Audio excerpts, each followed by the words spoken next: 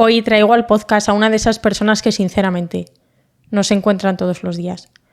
Lleva más de 35 años invirtiendo, ha pasado por todo tipo de activos, por varias crisis, varios ciclos y lo más interesante, ha conseguido construir un patrimonio de más de 6 cifras totalmente diversificado.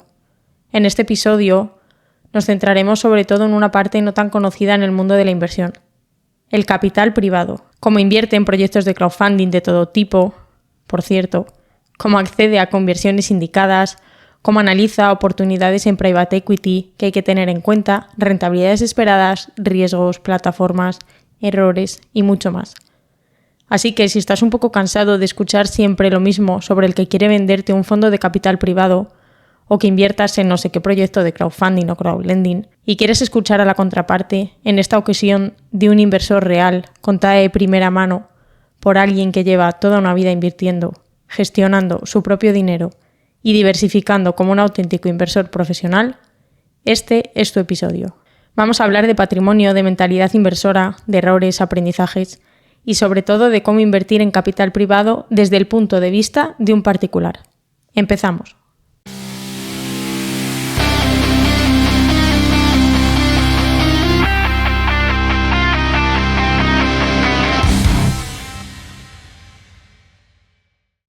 Bienvenidos a un nuevo episodio de Objetivo Libertad Financiera. Hoy tengo el grandísimo honor de tener a una persona conmigo con muchas décadas de experiencia que hoy nos va a contar su trayectoria a lo largo del tiempo, su filosofía de inversión, súper importante también su diversificación y cómo ha ido fluyendo y aprendiendo a lo largo de los años. Entonces, bueno, hasta donde quieras, preséntate, quién eres, cuántos años llevas invirtiendo, cómo empezaste y cómo descubriste la inversión. Hola, buenos días, muy bien, muchas gracias. Bueno, pues yo soy un inversor personal o privado, como queramos llamar, que empecé en la juventud, antes de cumplir los 18 años. Llevo más de 35 años invirtiendo, con lo cual más o menos se pueden hacer las cuentas, ya estoy en la cincuentena. Y bueno, pues poco a poco, pues ¿cómo empecé? Pues empecé casi por experimento, por copiar y pegar, por ver que en mi casa, pues en la familia uno invertía. Y poco a poco, pues claro, con los años vas cambiando lo que quieres hacer y sobre todo vas aprendiendo mucho y a partir de ahí pues vas estableciendo cuál es tu línea de inversora. ¿Tienes alguna experiencia, alguna anécdota de alguien, no sé, tus padres invertían, algún conocido? ¿Cómo lo descubriste como tal? Pues lo descubrí porque mi padre invertía. Uh-huh. Entonces, pues bueno, pues, aparte de que yo veía en casa la prensa económica ya de joven y pues veía movimientos de banco, le acompañaba de aquellas, los bancos abrían los sábados por la mañana. Entonces, el día típico de ir a la entidad bancaria, la gente que trabajaba. Con lo cual, pues llevabas al chaval, en mi caso, y pues escuchaba cosas, a mí me interesaba y veía ese mundillo y veía lo que habían hecho. Y también es verdad que, bueno, pues de vez en cuando veía cosas que mi abuelo también había invertido, entonces, bueno, te das dando cuenta poco a poco de que ese mundo existe. Vamos, que en tu casa no te tacharon de loco cuando dijiste que querías invertir, ¿no? No, para nada. Ya venía de serie hace mucho. Y bueno, cuéntanos si recuerdas cuál fue tu primera compra, tu primera experiencia con la inversión. Pues mira, yo tendría dos divisiones para eso. La primera es mis primeras reales, pues serán desde que era muy pequeño, porque yo cuando ya quise empezar a invertir ya tenía acciones. Me había comprado a mi padre cosas, de los ahorros, los típicos ahorros que metías en la hucha y lo llevabas al banco con tu ilusión. En algún momento dado, sin saberlo cómo ni por qué, se habían transformado en acciones. Entonces, pues no sabría decirte, pero igual empecé a invertir a los 10 años o menos. Pero ya conscientemente, o sea, mi primera decisión de quiero comprar esto fue con 15 años. Y no podía, porque no se podía abrir cuenta hasta los 16. Entonces, bueno, pues tuve que ir con mi padre, tengo una cuenta en la que el representante eres tú y necesito que me pongas esta orden. A partir de los 16, de aquella, no sé ahora, lo podías hacer tú directamente. Uh-huh. ¿Desde siempre has invertido en acciones? Bueno, me adelanto ya un poco o diversificas tu cartera.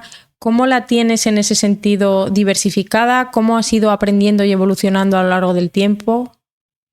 Pues empecé con acciones, Uh-huh. estuve bastantes años solo con acciones, porque entre que los tiempos han cambiado, ahora es muy fácil acceder a todo, pero hace 30 años no se podía acceder ni a fondos de inversión, ni a, bueno, habría algunos, pero bueno, en un banco no lo encontrabas, no había más que los productos tradicionales de depósitos, acciones, y bueno, ya las acciones era una cosa que era la repera, comprar acciones, porque se hacía todo en formato físico. Había que ir a la entidad, crear papelitos, te daban un título de propiedad, etcétera, etcétera. O sea, eso era lento, no lo siguiente. Con lo cual ya intentar acceder a emisiones de renta fija por tu cuenta o algo, pues la opción era ponerse en la puerta del Banco de España y comprar. Es como se hacía aquello. Lo cual pues, no era accesible para un inversor normal y menos para cantidades ridículas. Entonces, la forma de empezar a invertir de alguien joven y hasta que tenías una edad era ir comprando acciones. Y ya eso era cosas que te miraba raro todo el mundo en general. Uh-huh. ¿Y qué estrategia sigues a la hora de invertir en acciones? ¿Qué criterios sigues o cuál es tu filosofía de inversión? ¿Y si ha cambiado a lo largo de los años? Ha cambiado mucho a lo largo de los años, desde el empezar con prácticamente comprar como el experimento de los monos, porque determinada compañía su nombre es conocido o porque tiene buena pinta o porque alguien te dice que es una buena inversión, hasta que será prácticamente el inicio, ¿no? En la inversión desinformada a la inversión absolutamente informada, de mirarse hasta la coma última de todos los balances y la talla de los calzoncillos del CEO para tomar tu decisión de inversión, ¿no? Entonces ha cambiado muchísimo. Quizá pues el principal cambio es o nace a partir de ver qué cosas no han funcionado y por qué no. Es decir, claro, a posteriori todo se ve muy bien, ¿no? Es cuando aprendes a decir por qué. Porque esto ahora que leo lo tenía que haber leído antes y tenía que haber sabido en qué invertía, no en un consejo de inversión que daba lo que sea, un broker o un banco de inversión, que al final aprendes a darte cuenta de que todo eso tiene unos intereses bestiales, ¿no? Sí, sí, que es un poco una pantomima, ¿no? Sí, totalmente. Antes recuerdo también de hablar con mi padre hace tiempo, pues de esas recomendaciones de compra, pues no sé, de Bankinter o de expansión, de diferentes, Sí. ya no solo de entidades financieras, sino del periódico o algo así, o sea que... Y sí, él hace años recuerdo que también las echaba un ojo y las miraba, o sea que... Sí, sí, tu padre seguro que leía a José Antonio Fernández Jodar, yo lo he leído mucho y es que me encantaba la clarividencia de las frases que ponía, ¿no? Pues lo típico de no vuelva a leer los informes de la agencia de descalificación, a las agencias de calificación las llamaba de descalificación, porque usted piensa que trabajan para usted, pero realmente cuando recomiendan comprar no sé qué, es que ya lo tienen comprado ellos antes. Y lo que quieren es que ahora lo recompres tú y lo subas más. Puntos de inflexión a lo largo de tu vida inversora en acciones. Me imagino que, por ejemplo, cuando diste el salto de acciones full España a acciones fuera de España, que sé que inviertes fuera, ¿cómo fue ese punto de decir, vale, ahora tengo que invertir también fuera de España? Porque yo creo que es un punto inversor por el que pasamos todo el mundo, ¿no? ¿Qué nos Sí. puedes contar sobre ello? Pues no te vas a creer. Después de 36 años que ya invirtiendo, ese momento ha pasado hace poco más de un año. ¡Hala! Eso sí que no lo sabía. Sí, sí. He invertido mucho, pero a través de fondos de inversión. Directamente en acciones, empecé a invertir fuera de España el 1 de enero de 2024. ¿Y por qué Hasta se pasó entonces, de fondos a acciones? ¿Qué has aprendido o en tu experiencia personal, por qué has hecho ese cambio? pues mira, porque cuando empecé a invertir y hasta hace una cantidad de años que no será mucho, no sé cuánto, era imposible para un inversor particular invertir fuera de España.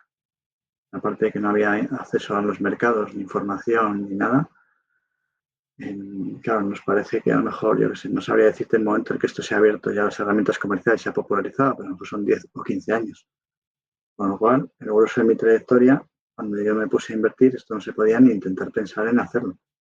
Era un milagro ya invertir fuera del IBEX.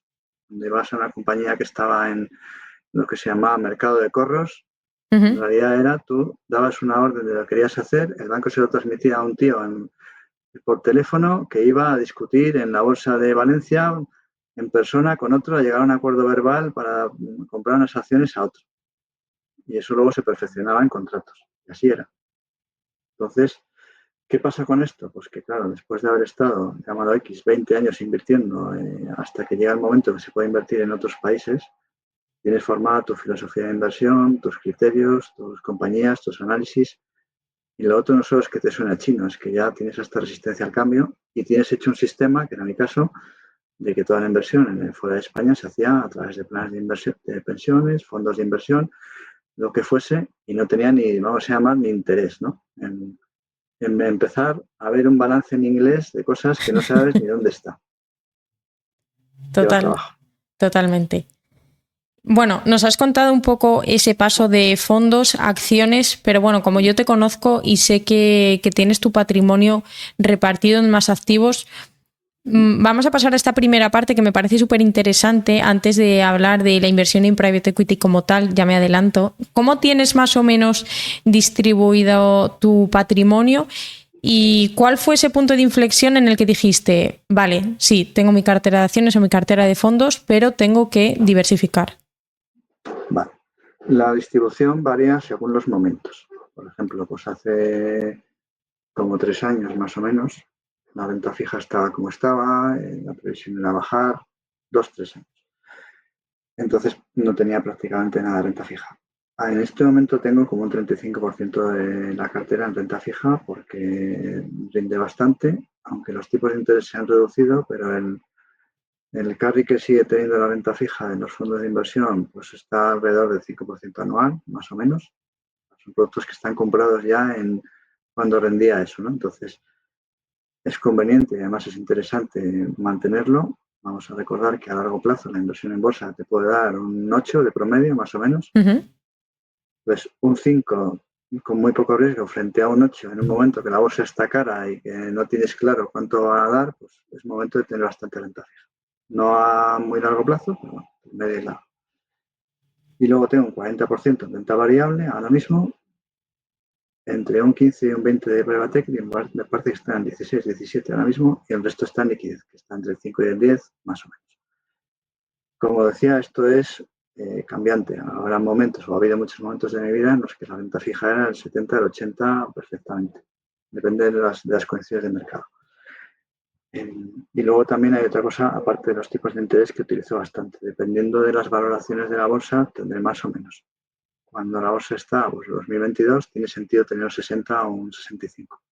Cuando va subiendo, es momento de ir retirando con paciencia poco a poco, ir pasando a renta fija o todos los ingresos que vayas teniendo, ahorrarlos en renta fija para luego, cuando caiga, como estoy haciendo ahora, poco a poco, cada semana mandar un cierto dinero al broker. Llevo un mes y medio en este plan para no meterlo todo de golpe, que eso es un típico error de inversor, ¿no? Entonces, poco a poco voy mandando y voy invirtiendo. De forma que lo acompasas a lo que deberías, no a lo que harías según cada día ves la bolsa. Y luego también tengo inmobiliario, pero el inmobiliario no lo tengo contabilizado en esta. Mentalmente la forma es otra, a lo mejor sería un 20 o un 30% del total del patrimonio, pero lo tengo fuera de esta ecuación. Inmobiliario me refiero que no solo a casa propia en la que resides con tu familia, sino también hablamos de comprar para alquilar. Eso es. Sí, la casa propia no la cuento. No la cuento eso. ¿Te planteaste en algún momento vivir de alquiler siempre en lugar de Sí, comprar? sí. Y, de hecho, a nivel económico-financiero es una decisión que hay que valorar, porque es verdad que muchas veces compensa. En mi caso, por el tipo de activo en el que queríamos vivir, pues no compensaba, no salían las cuentas.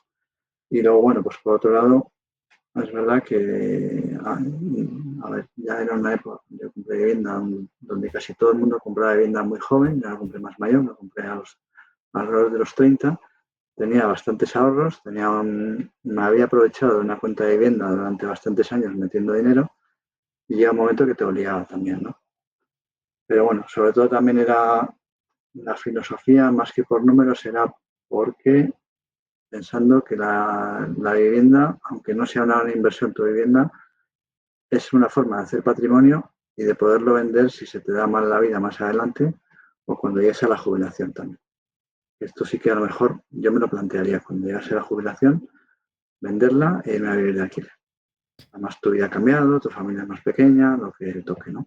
Bueno, siempre puedes elegir una hipoteca inversa. Es algo de lo que se habla muy poco y de lo que he estado leyendo hoy precisamente alguna cosilla y a mí personalmente me parece muy interesante. No sé si habías oído hablar de... Sí, Me sí, imagino sí. que sí.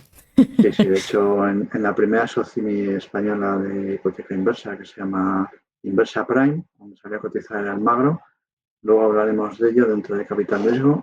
Fui uno de los accionistas de la primera levantada de fondos que hicieron un año antes de salir a bolsa. ¿Y qué es de ella ahora? Sigue en Sigue, la ¿no? bolsa. Ahora ya llega ya bastantes años, te estoy hablando de 2017, me parece, cuando empezó. Está ya en proceso de...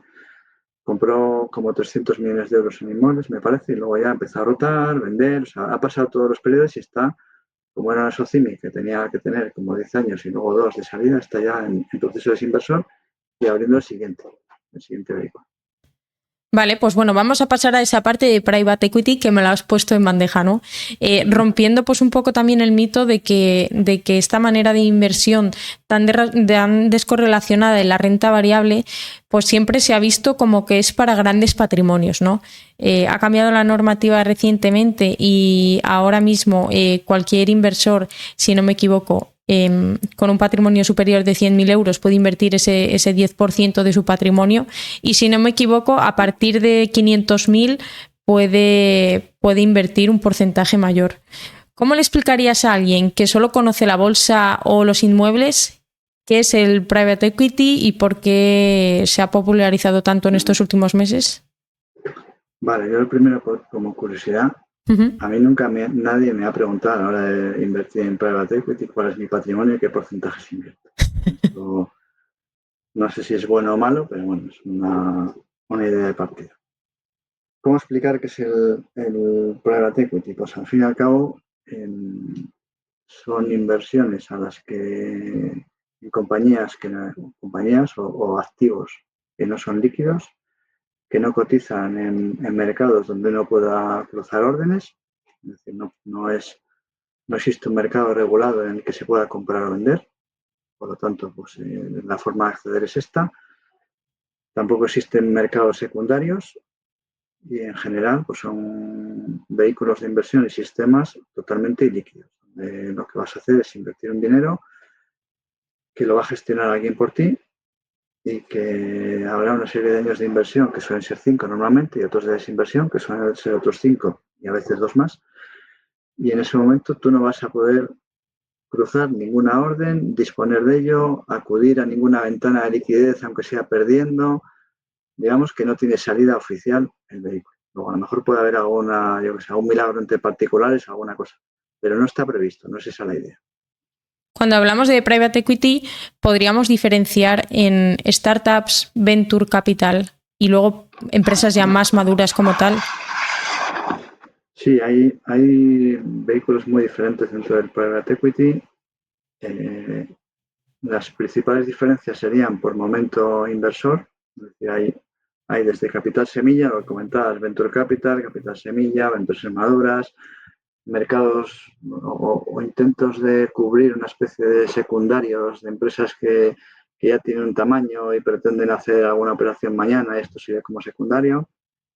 También tiene lo que se llama management buyout, que son equipos directivos que compran su propia empresa acudiendo a capital riesgo y entonces tú les acompañas en la inversión, en esa compra-venta de su empresa y van a estar ahí y lo que quieren es venderlo más adelante. Hay un poquito de todo. La verdad es que por momentos hay desde que se abre hasta que está súper maduro, prácticamente antes de salir a bolsa. Luego, no hay por diversificación de activos, que ahí te encuentras de todo también.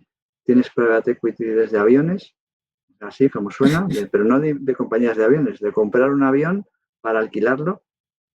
Este vehículo yo lo he visto, no he invertido, pero me llama mucha atención y debe ir bastante bien. Imagínate el precio de un avión, lo que vale 200 millones de euros, pues se hace un vehículo para comprar un avión y el objetivo de ese private equity es un avión que se le va a alquilar a compañías.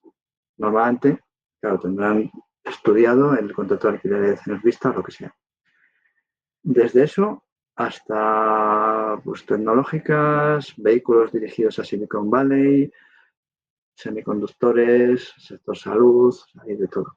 La verdad es que te puedes encontrar un universo gigante, incluso también, por ejemplo, pues con comprarse concesionarias de autopistas, hospitales, en el propio edificio, la concesión del hospital, o sea, hay de todo.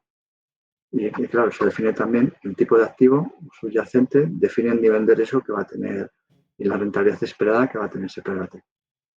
En contra de lo que parece, los hay, vamos a llamarlo, moderadamente conservadores. Me compro un hospital.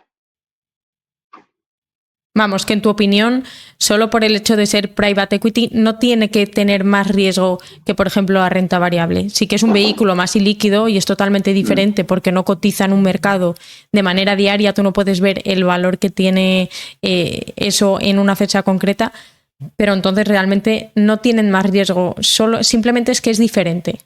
Eso es diferente. El vehículo en sí mismo no tiene más riesgo por ser private equity. Habrá que ver los subyacentes.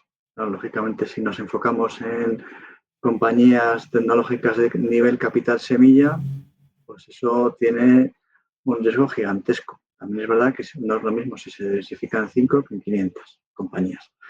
Sin embargo, eso, si se han comprado, consiste en comprar la concesión de 4 hospitales en Alemania, por ejemplo, pues es un país con poco riesgo país y es un sector muy tranquilo. Eso no va a quebrar nunca. Te puede no dar la rentabilidad esperada, que a lo mejor es una TIR del 8, por decir algo, te puede dar un 6, pero básicamente no tiene grandes. ¿Y cómo analizas un proyecto de private equity? Quiero decir, como bien ya sabes, yo en el año 2024 empecé a invertir a través de estos proyectos. Entonces, claro, cuando estamos familiarizados con la renta variable y somos muy cuantitativos, pues es sencillo porque te vas aparte de a qué se dedica la empresa y todos los aspectos cualitativos que bien sabemos, te pones a analizar un balance, una cuenta de pérdidas y ganancias, tienes unos números que te avalan más o menos pues si la empresa está financieramente hablando sana, si no, si tiene deuda, bueno, todo esto, ¿no? ¿Cómo analizas un proyecto de private equity? La palabra clave yo creo que es confianza, lo primero. La fe aquí no existe. Entonces, es confianza. Entonces hay que mirar quién es la gestora que lanza el vehículo, qué historial tiene. Esto son palabras que en inglés todo queda muy bonito, se llama track record, pero bueno, el historial que tiene esa gestora no es lo mismo que sea una gestora que se ha abierto ayer, que alguien que llevan 20 años dedicados a esto. ¿Qué equipo gestor hay? Si la gestora tiene poca experiencia, pero el equipo gestor tiene muchos años, pues bueno, también tiene bastante que decir. ¿Cuál es de la información que te proporcionan? ¿Cuál es el plan inversor? No es lo mismo, pues eso, en un hospital en Alemania que me voy a comprar yo qué sé, vamos a invertir en la construcción de una fotovoltaica en Venezuela. Ya te está diciendo mucho de qué va la vida. Entonces, ¿cuál es el plan, digamos, en los activos en los que voy a invertir? El plan inversor, cómo de maduro está lo que tienen, porque es bastante frecuente que también cuando vas a invertir en un vehículo de capital riesgo ya tengan formalizadas ellos algunas inversiones o prácticamente formalizadas, y lo tienes como gancho, que a veces tienen distintas etapas. Hay una primera, lo que llaman ellos los momentos de cierre, ¿no? Ahora vamos a hacer 50 millones. Bien, y con eso a lo mejor lo hacen con la gente más próxima. Formalizan 5 inversiones, por decir algo, y luego hacen otra captación de fondos por 100 millones más, por ejemplo. Entonces tú ya entras en un vehículo que no solo está constituido, sino que ya tiene 5 inversiones hechas, ¿no? Puede pasar, no siempre. Y por supuesto, bueno, pues dentro de la información que te dan, pues ver lo claro que está explicado todo, lo creíble que es, hasta qué punto estamos dando datos que son realistas o son exagerados. Por ejemplo, pues yo he invertido mucho en startups. Cuando lees un plan de negocio en una startup es como no leer nada. Normalmente es todo, no que sea humo, es que es más falso que una moneda de 3 caras. Tú vas a invertir en algo que vale 200.000 euros ahora y que factura 30.000 euros y que te presentan unos foros diciendo que en 100 años, o que en 10 años, perdón, van a vender 100 millones. Y dices, bueno, mira, no sabes ni qué vas a estar haciendo en un año, no me estás contando. Totalmente. todos los fondos de private equity o cuando invertimos en estos, a través de ese vehículo de inversión, ¿funcionan todos a través de llamadas de capital? No todos, pero la mayoría sí. Hay alguno que te lo hace de golpe. Lo básico, te lo explican. Tú ves el folleto, te cuentan lo que hay. También, por cierto, se me olvidó decir que suele haber una conferencia de duración promedio más o menos 60 minutos donde explican el vehículo y luego al lugar a preguntas. Entonces, bueno, ahí ves también lo potente que es la persona o el equipo de personas que lo explican y cómo de sólido es el discurso, ¿no? Que también ayuda. Entonces, el plan inversor pues te ayuda mucho a ver si es para ti o no es para ti. Tú vas a invertir en un vehículo y te piden todo en día cero, no es lo mismo que tener 5 años con un 20% anual y tampoco es lo mismo que te pidan el 70% el primer año y una promesa de que probablemente no te piden el otro 30%, pero es probablemente. No lo saben hasta que vaya pasando. Y hay de todo, depende de cómo esté. Esto está condicionado también por la madurez. Si entras en un vehículo ya maduro y que ha hecho inversiones, te van a pedir dinero de golpe porque con algo tienen que pagar lo que han comprado antes, que normalmente lo han hecho con deuda. Pero también hay vehículos de estos que cogen mucho apalancamiento inicial para aprovechar las ocasiones de mercado y luego te lo devuelven. Sí, en lugar de hacerte una llamada de capital, piden deuda y luego, pues oye, al final, bueno, pero eso te disminuye la TIR. No es interesante tampoco entrar en un... No, te hace que la TIR sea mayor, al revés. Porque ¿No? tú vas a poner, imagínate, ¿por qué cuando compras una vivienda pues tienes una TIR muy alta? ¿Por qué? Porque pagas la entrada y el resto es una hipoteca del Ah, banco. vale, entendido. O sea, sobre la inversión total, la rentabilidad no es muy allá, pero sobre si la alquilas, ¿no? Pero sobre el dinero que tú has puesto, si tú lo calculas sobre el dinero que has invertido, está estupendo. ¿Vale? Entonces aquí pasa eso. Si utilizas apalancamiento, sobre todo en la fase inicial, realmente maximizas el retorno. Si ese apalancamiento dura 10 años, no, pero si dura 12 meses y retorna inmediatamente, por ejemplo, estoy invertido en un vehículo de capital riesgo de renta fija, que esto tampoco se sabe que los hay, que su idea era hacer un apalancamiento totalmente salvaje hace 2 años. En la fase inicial había una serie de bonos en el mercado que estaban cotizando muy por debajo de su valor, cuando era el momento donde ya todos sabíamos que la curva de tipo se iba a revertir. Entonces la idea era, compramos todo ahora, aunque no tengo todavía la llamada de capital, con apalancamiento, y en cuanto tenga las llamadas vamos devolviendo y encima buena parte de esos bonos las compañías me los van a recomprar con otros más baratos, con lo cual la TIR la corto, si el producto tiene una vida media de 8 años, me lo van a recomprar en 18 meses porque hacen una emisión más barata y te tengo que pagar todo lo que los intereses adelantados. Entonces, ha dado una barbaridad de rentabilidad a ese vehículo en 2 años con ese sistema. Para nada sabía que existían private equity de renta fija. Sí, y de aviones, y de hospitales, de lo que quieras. Esto es un tema del que lo monte, la idea que tenga y si el conocimiento, además esa es otra cosa que hay que mirar. No todo el mundo sabe de todo. Entonces, en private equity hay gente que está especializada en mercados secundarios, por ejemplo, hay gente que está especializada en renta fija. Por si Y si alguien nos encuentra está... una oportunidad concreta, pues la aprovechan. El tema de las llamadas de capital, que no lo hemos explicado, y corrígeme si me equivoco, pues tú te comprometes a desembolsar una cuantía de capital en un horizonte temporal. De aquí estamos hablando, por ejemplo, 5 años de inversión y 5 años de desinversión, ¿no?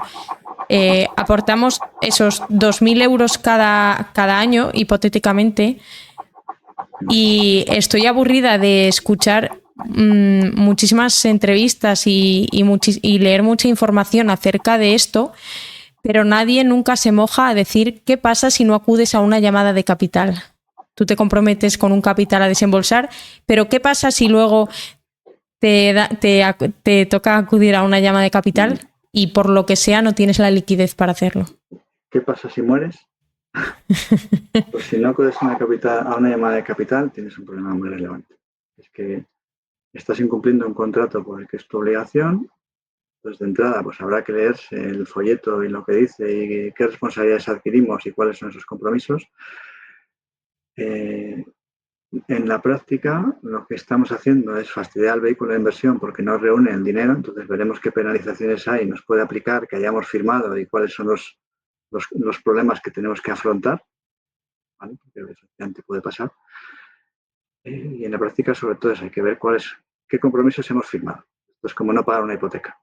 En la práctica puede ser que no pase nada y te lo refinancien y tengas hasta suerte, o puede ser que pierdas la casa. Vamos, que Por eso sin digo luego. lo de qué pasa si mueres, ¿no? O sea, tú puedes perder tu inversión. En la realidad, lo que les ocurre al fondo es que tiene compromisos adquiridos y tienen que intentar cubrir eso que tú no has puesto con otro inversor. Y no será lo mismo si otro inversor lo pone que si otro inversor no lo pone. Cuando estamos hablando de cantidades muy pequeñas, lo normal es que no pasen grandes cosas. Pero si tú comprometes, imagínate, mi inversor ancla en un fondo de private equity, comprometes 100 millones y si no los pones, vamos, te va a venir a buscar a la puerta de tu casa la CIA, porque te has cargado el fondo.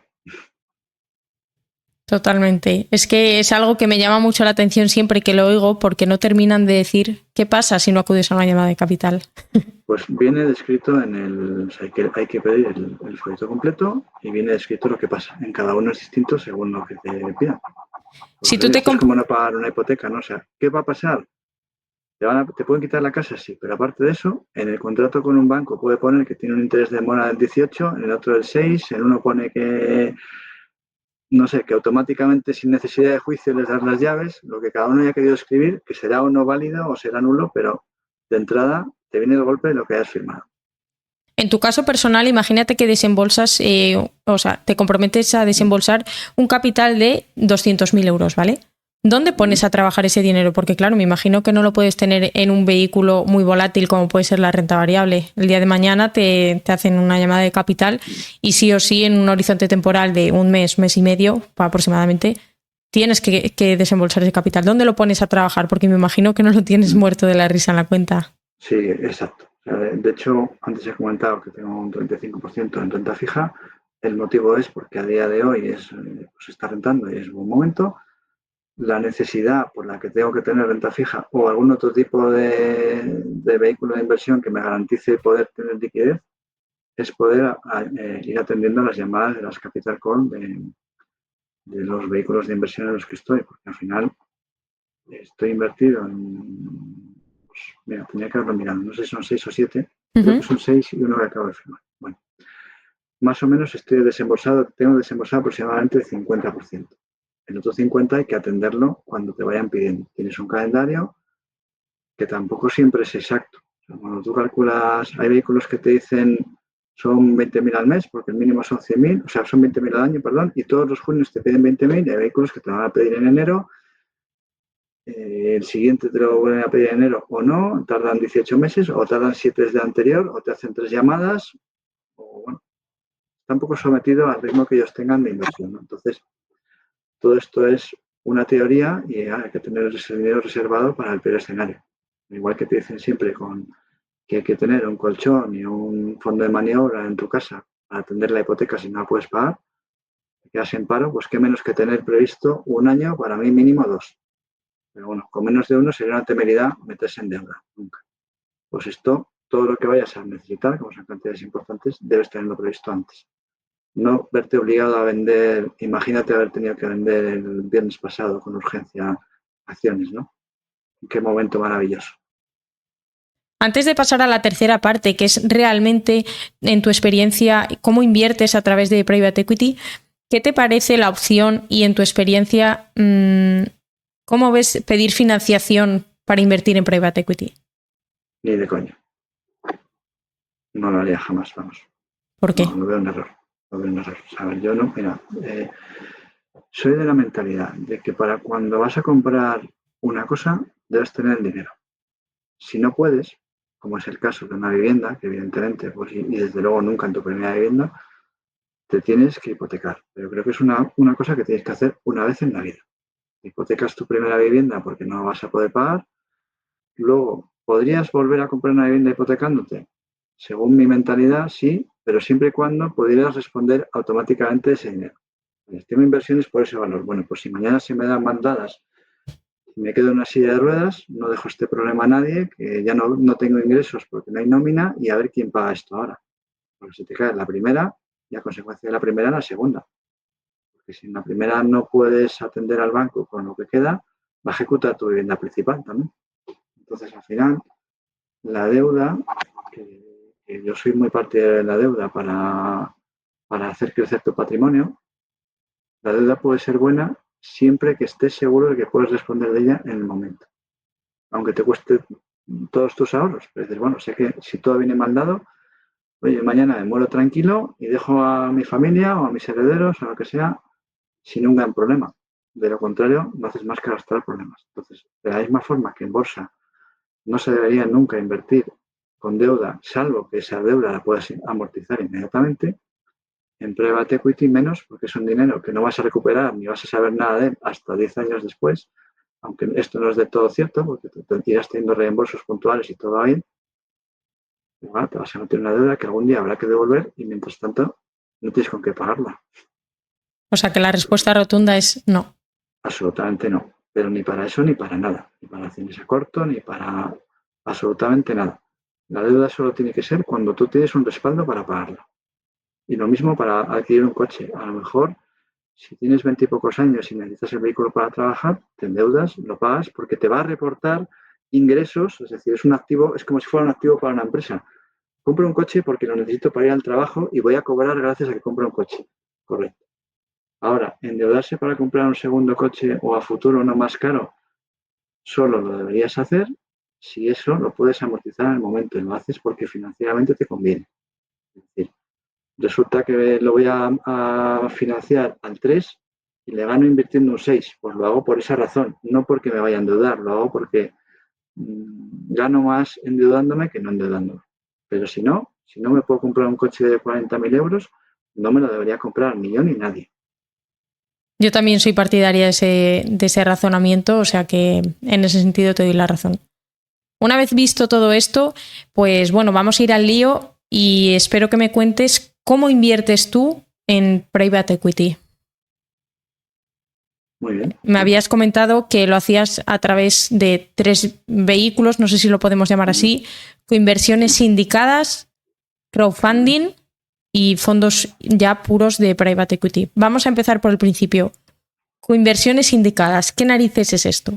Vale. Vamos a llamarlo un poco para no liarnos como sistemas. Vamos a decir que esto sería el primer sistema. Sistema de coinversiones sindicadas. Este fue inicialmente una idea de inversión que, bueno, yo tenía una empresa en la que teníamos bastante tesorería porque habíamos acumulado los fondos propios sin repartir dividendos durante muchísimos años. Entonces llegó un momento que los socios decidimos que había que dar un poco de retorno a esta inversión. No tenía, bajo nuestro punto de vista, éramos muy conservadores con la gestión de la empresa, entonces lo que no queríamos era retornaros el dinero a los accionistas pensando que a lo mejor mañana la empresa podía necesitar.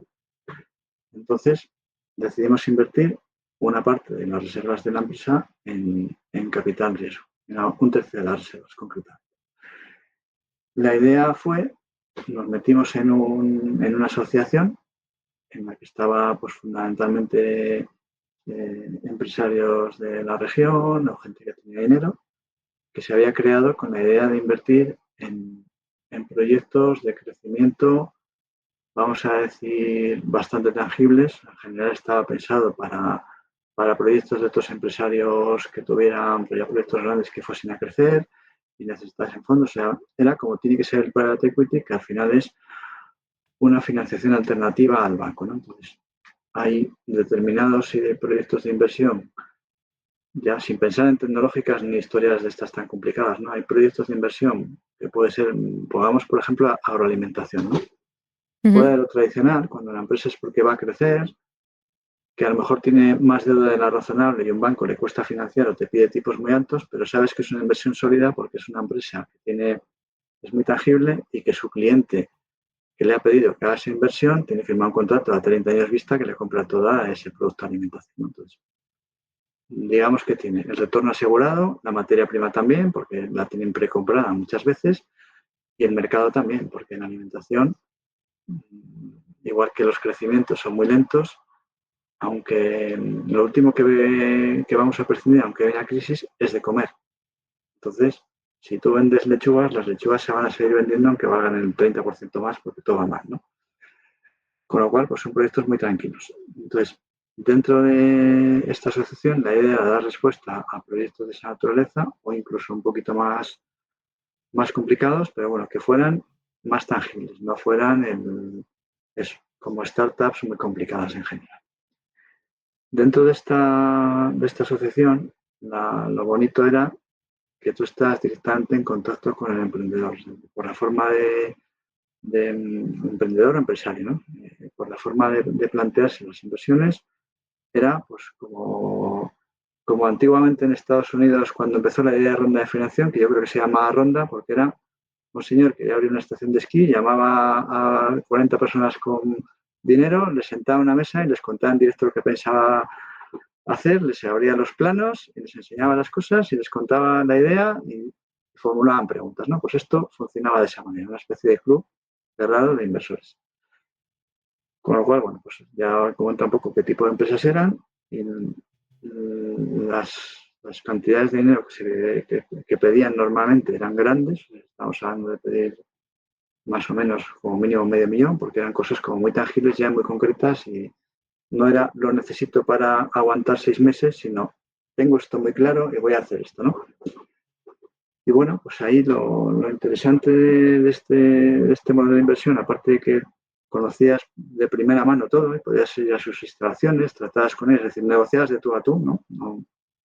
Sobre todo lo bueno es que todos los que estábamos en esa mesa, entre todos íbamos a cubrir el total de la ronda, con lo cual, pues al final era como un club de inversores, entre todos decidimos si nos gusta o no el proyecto y si lo vamos a financiar.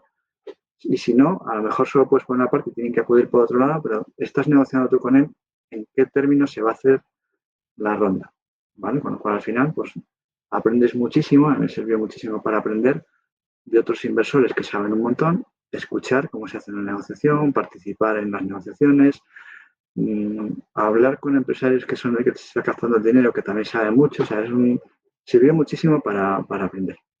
Y luego, lo otro interesante es que el seguimiento de estas inversiones lo sigues con mucho cariño, porque no es un dossier, es un club de amigos. Entonces es como todos nos hemos juntado y no es una filosofía de poner dinero y ya está, sino se pone dinero para un proyecto real, que sabemos que quiere hacer esto y que además los inversores, que la mayoría son empresarios, conocen muy bien tus necesidades y te ayudan, te dan contactos, si tienes un problema te ayudan a resolverlo. O sea, era una mentalidad muy de apoyo al invertido. Entonces es como, la verdad es que es como entrañable, es muy curioso. ¿Sigues manteniendo el contacto con esta asociación o con otras con las que hayas trabajado? Sí, sigo, hay algún proyecto que incluso no ha tenido salida todavía.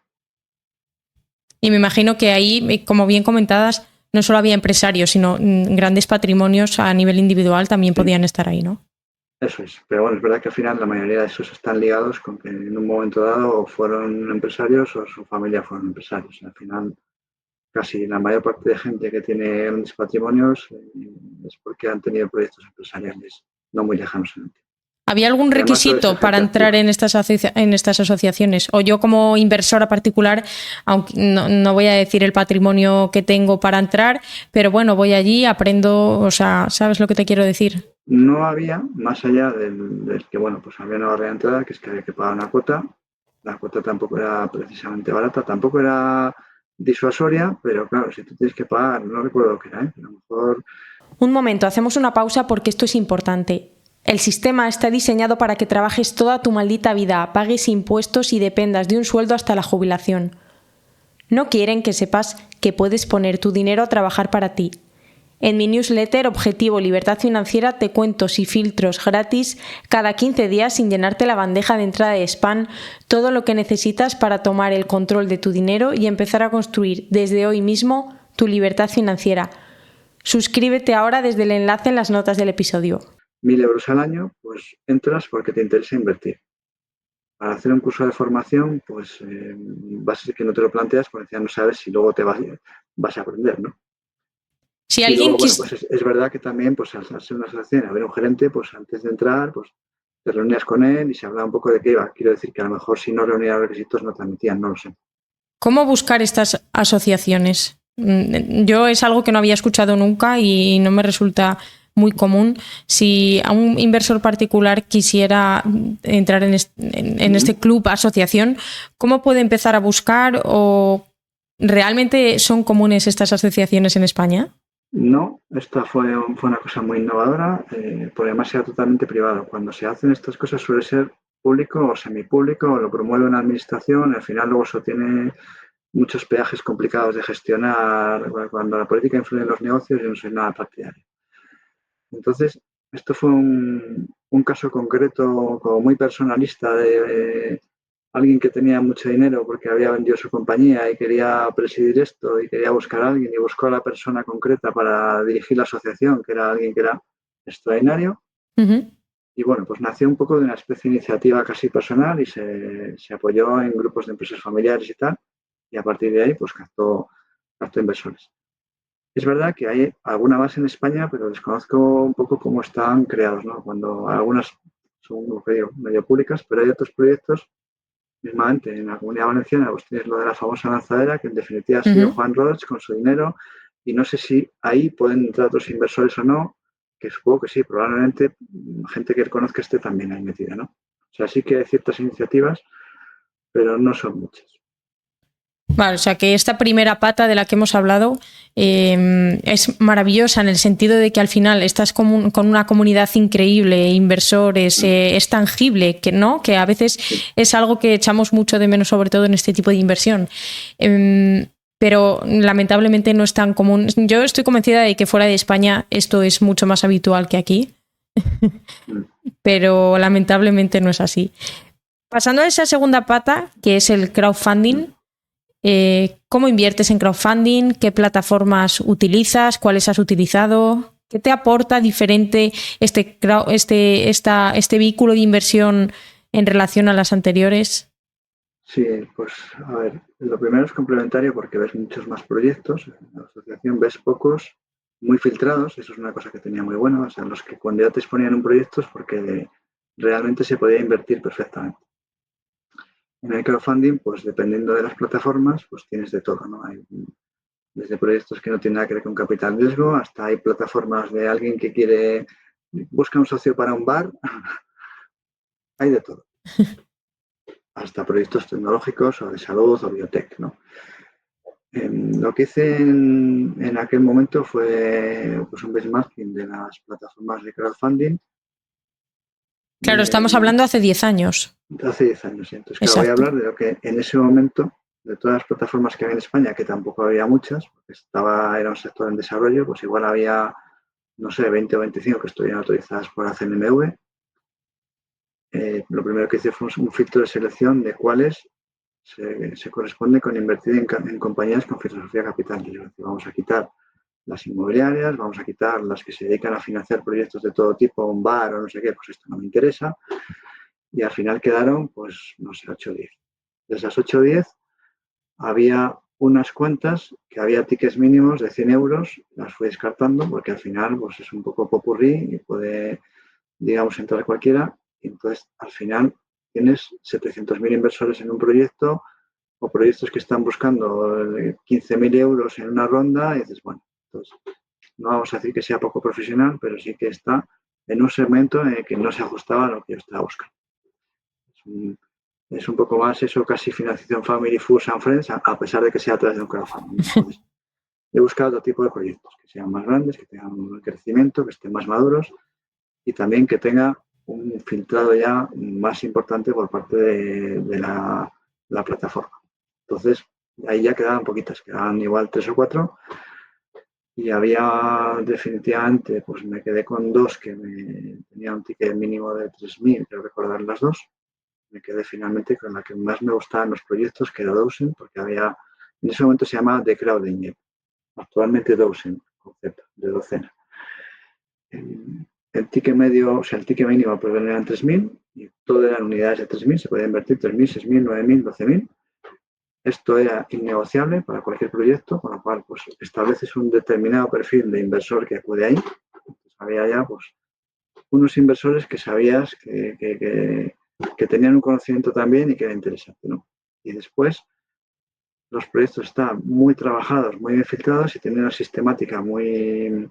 El equipo que había ya gestor de esta plataforma pues era gente muy especializada y traía un acompañamiento muy serio. De hecho, por ejemplo, pues cuando yo empecé a invertir, que era en 2016, ya habían desinvertido en Globo. Ujú. Me Habían cago. estado en cosas como en Globo, que dices, joder, claro, ya lo ves y dices, bueno, pues esto no es cualquier cosa, había más que ya dices, anda, si esta la conozco, si esta también. Ya, ya tenían una trayectoria de las inversiones anteriores, que algunas habían madurado rápido y otras todavía no, pero las compañías se han conocido. Y entonces, bueno, pues al final fui haciéndolas todas en esta plataforma. Cuando invertías en un proyecto, invertías, por ejemplo, pues en el futuro de Globo, o sea, en una empresa en concreto o sea, era un fondo que componía varias empresas. No, eran proyectos individuales. Te saco, pues eso, ahora va a salir pues este proyecto. Mira, un caso, por ejemplo, que salió, este es famoso, pues ha sido patrocinador de equipos de baloncesto y ahora está en retirada totalmente en España, que es la compañía de renting y leasing de vehículos. Uh-huh. Pues mismamente lo que planteaban era ser la plataforma número uno en tamaño en España, tenían el modelo totalmente desarrollado, los clientes, o sea, estaba todo muy perfecto. Lo que pasa es que no tenían capital. Entonces querían crecer más rápido, crecieron y dio salida como en 18 meses, creo que ha sido la mejor. En 18, entre 18 y 24 meses dio salida con un por 8 o por 9, porque les compró una compañía de Reino Unido que tenía muchísimo dinero y retiró a esta compañía. Por un lado era un competidor y por otro lado era la forma de hacerse ellos inmediatamente el número uno en Iberia, porque esto era España y Portugal. Esta plataforma de Dawson, ¿dónde reside? ¿De dónde es? ¿Es estadounidense, Es europea? española ¿Es y la sede, española? sí, y la sede está en Barcelona.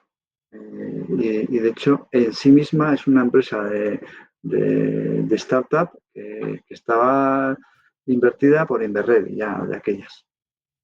Vamos, no me esperaba que fuera española. Te iba a Sí, preguntar sí. por la tributación y todo esto al ser de fuera de España, porque era la respuesta que me esperaba, pero entonces, vamos, no hay pregunta No, alguna. cuando he dicho las que estudié son españolas, reguladas en la CNMV, o sea, yo como te decía, empecé a hacer inversiones directas fuera de España a partir del 24. Y entonces un capital riesgo fuera de España me hubiese costado bastante. Pero un ¿Actualmente vehículo inviertes constituido sí. fuera? Sí, pero en vehículos constituidos. Uh-huh. Pues eso, el capital riesgo que ha creado quien sea, lo van a gestionar, invierten el 100%. Hay uno, por ejemplo, que está al 100% en Silicon Valley, con proyectos que están en Silicon Valley. Pues estupendo. ¿Qué horizonte temporal suele haber en crowdfunding?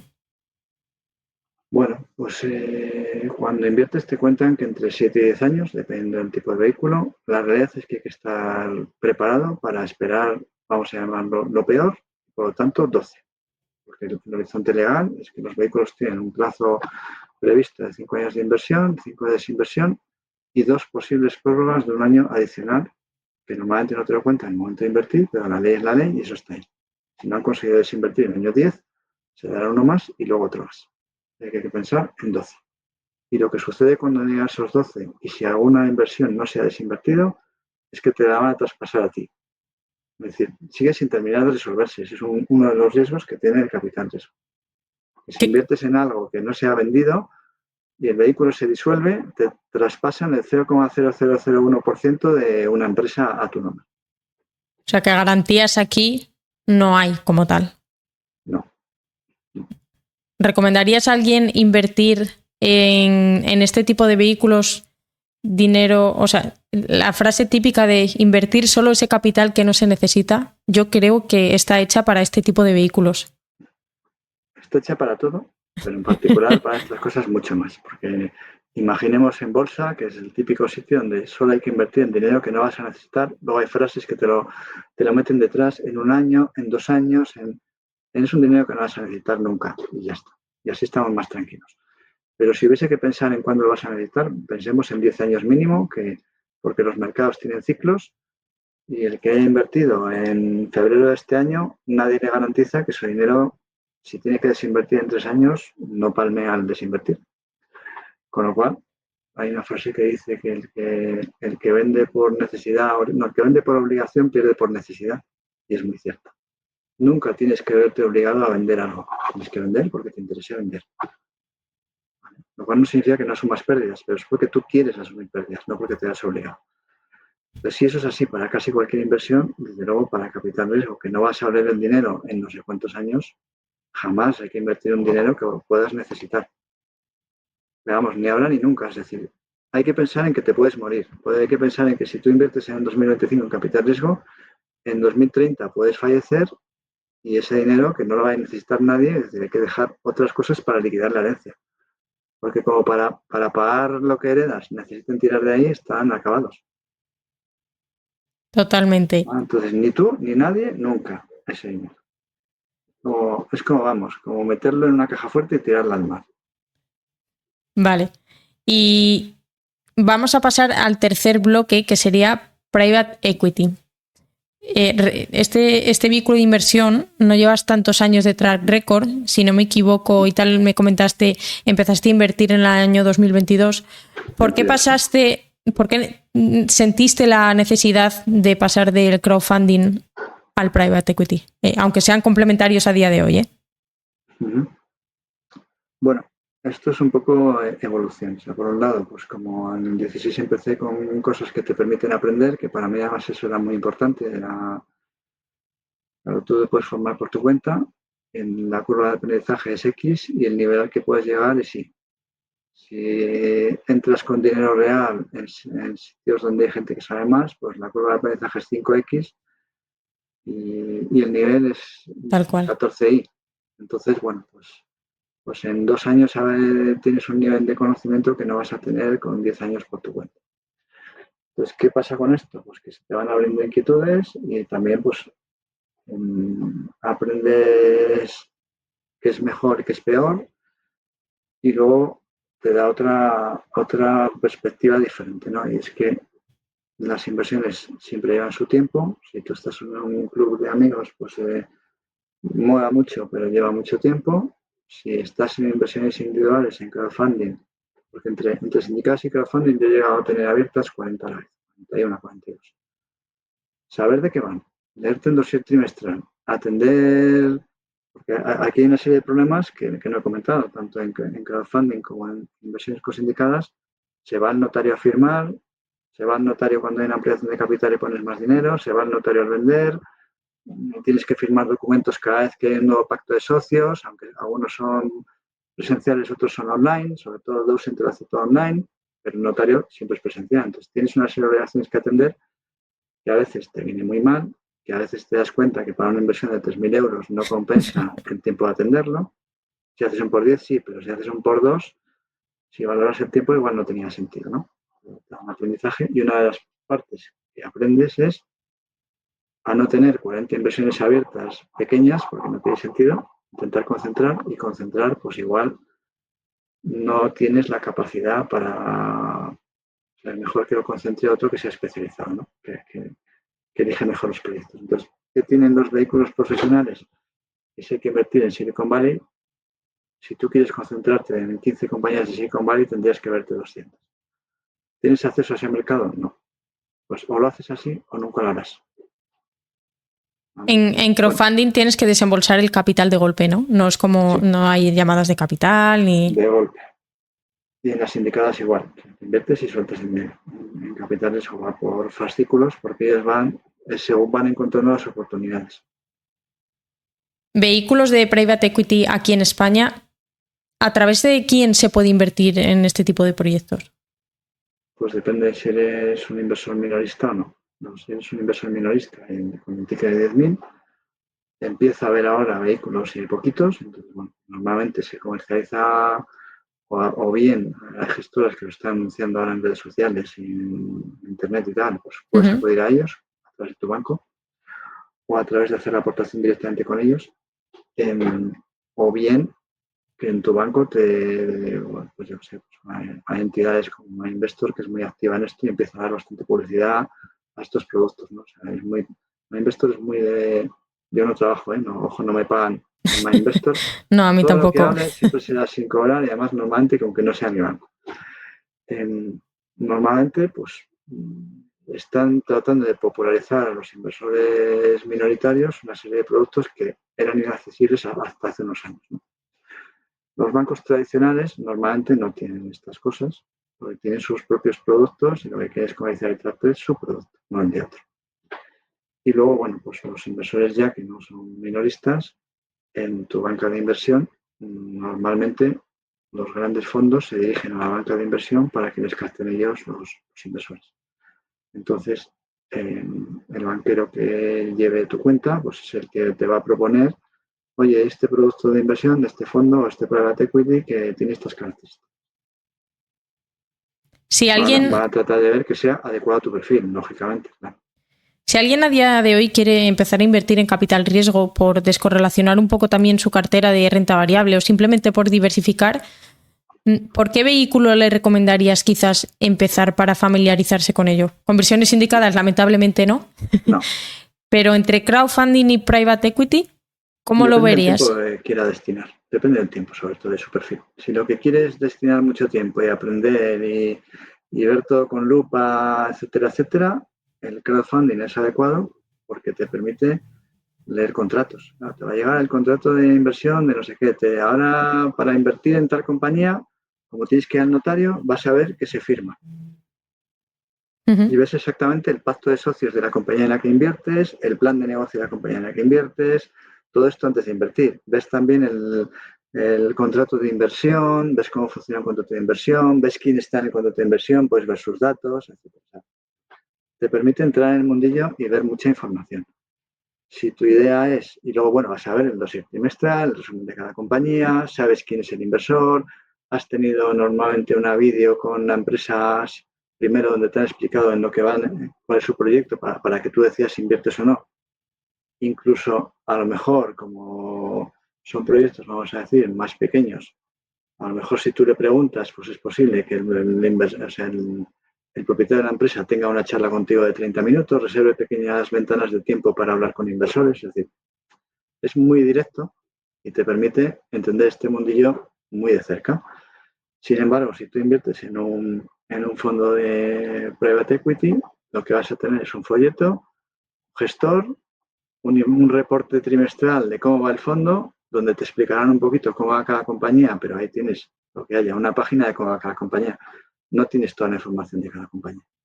¿Vale? Entonces, al final, el primero te da mucha información y te da aprendizaje, y el segundo, que es el private equity, lo que te da es que alguien mete mucho más expertise por ti, tú delegas la gestión y eso sí, te ahorras tiempo, claro.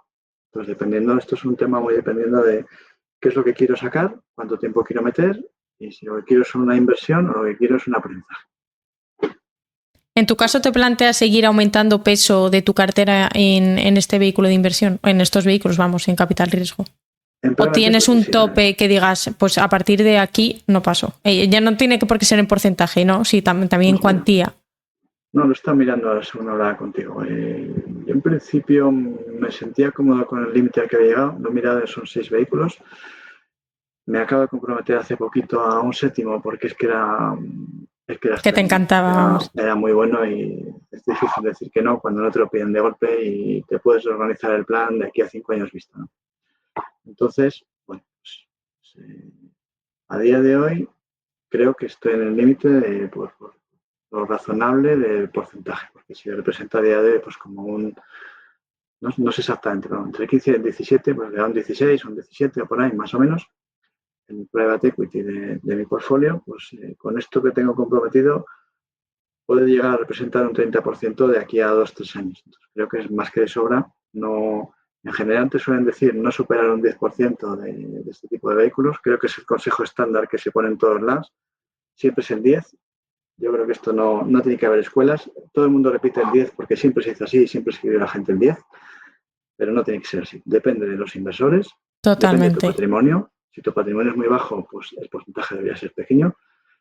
Si tú eres Amancio Ortega, no veo ningún problema en tener un 60 o un 70% en esto, si es que la vida te soluciona igual, ahora Exacto. mismo. Capital que no se necesita, desde luego que va a ser así. Claro, si tú eres una persona que tiene 1.000 millones de dólares, pues puedes tirar 500 en una caja fuerte al fondo del mar y olvidarte de ellos para siempre, es que te da igual, no tiene nada que ver.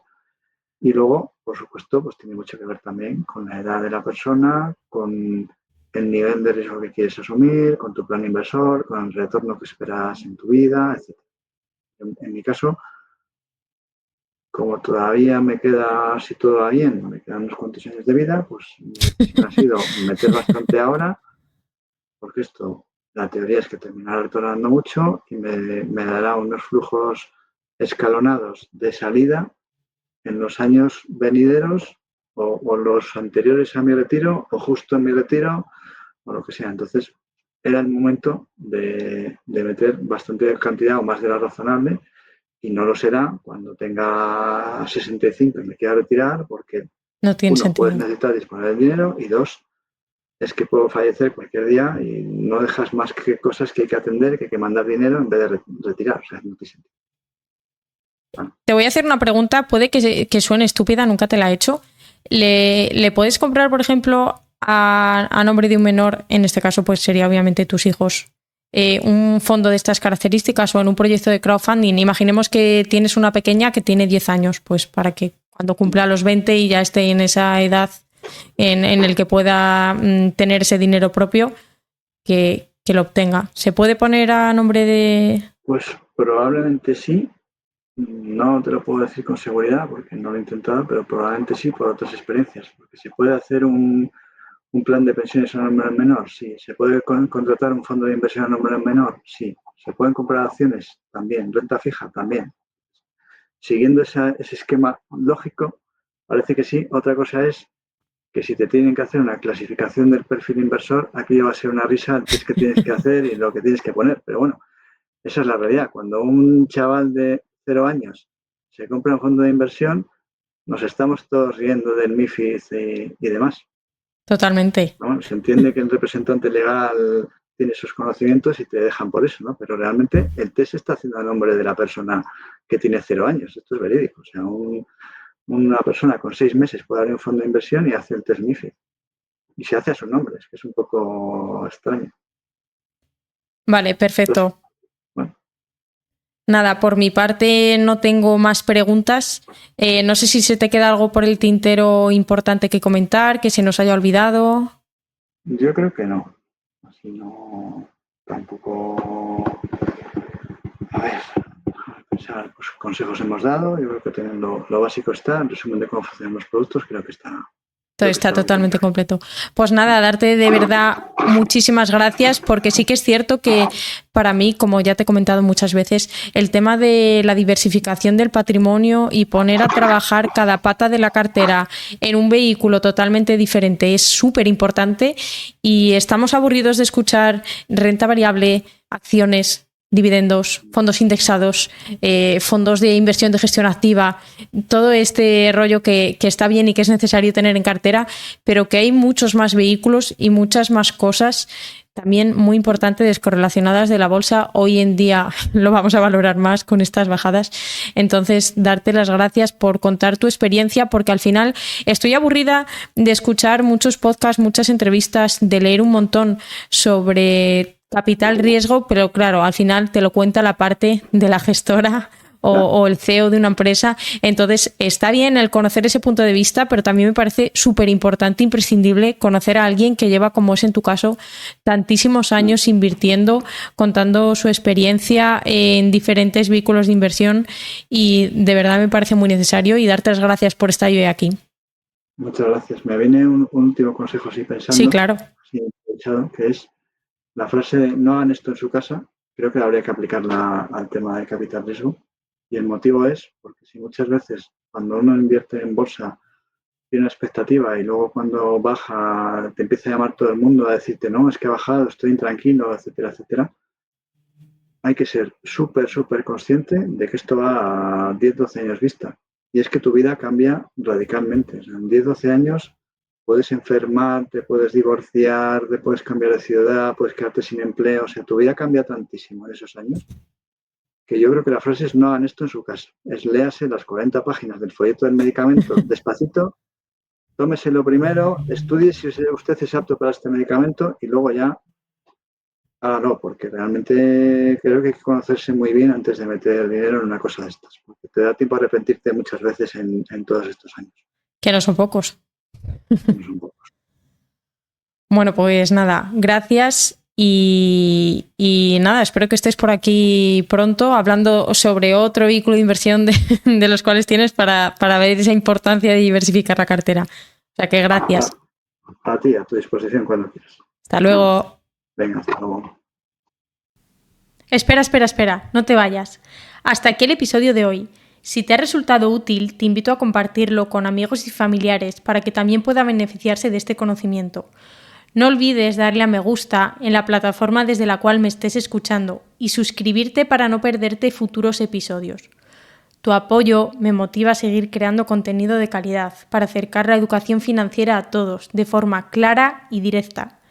Déjame también un comentario para saber qué te ha parecido este episodio. Si tienes alguna pregunta o alguna sugerencia de alguna temática, no dudes en dejármela en comentarios. Estoy deseando leerte. Nos escuchamos en el próximo episodio.